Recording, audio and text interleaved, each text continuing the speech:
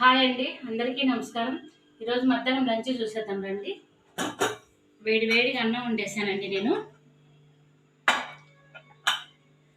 రాగి సంగటి అండి,